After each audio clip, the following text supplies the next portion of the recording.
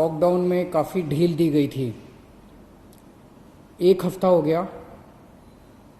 आज 1 हफ्ते के बाद मैं ये कह सकता हूँ कि स्थिति नियंत्रण में है और कोई भी घबराने वाली बात नहीं है। जब लॉकडाउन में ढील दी गई थी, हमें ये उम्मीद थी कि थोड़े से केसेस में बढ़ोतरी होगी। लॉकडाउन में ढील देने के बाद थोड़ी बढ़ोतरी हुई है, लेकिन चिंता की कोई बात नहीं है। मुझे चिंता तब होगी जब 2 बातें अगर होंगी। एक तो ये कि अगर मौत का आंकड़ा बहुत तेजी से अगर बढ़ने लगेगा,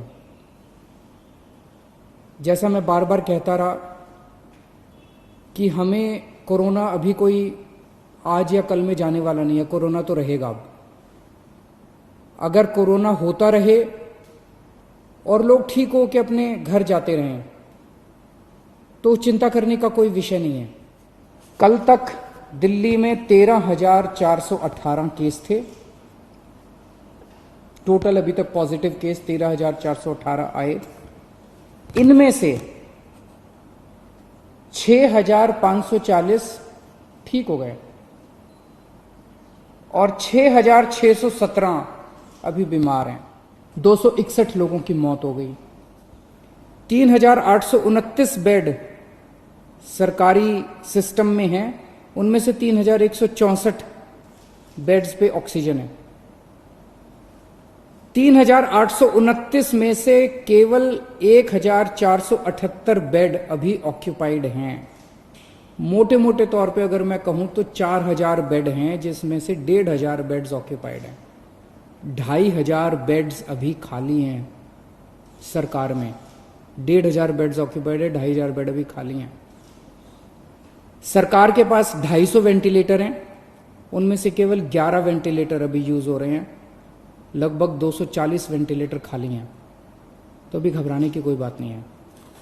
प्राइवेट में 677 टोटल बेड हैं, उनमें से 509 भर चुके हैं। कई लोग प्राइवेट में अपना इलाज कराना पसंद करते हैं, सबकी अपनी अपनी इच्छा है। 677 में से 509 भर चुके हैं, तो केवल 150 पौने 200 बेड्स बचे हैं प्राइवेट में। इसीलिए कल सरकार ने कल ऑर्डर जारी करके दिल्ली के 117 प्राइवेट अस्पतालों में ऑर्डर जारी कर दिए कि 20% उनको अपने बेड कोरोना के लिए रखने पड़ेंगे। तो इससे प्राइवेट सेक्टर के अंदर जो प्राइवेट अस्पताल है, उनके अंदर लगभग 2,000 नए बेड्स आज से अवेलेबल हो गए हैं।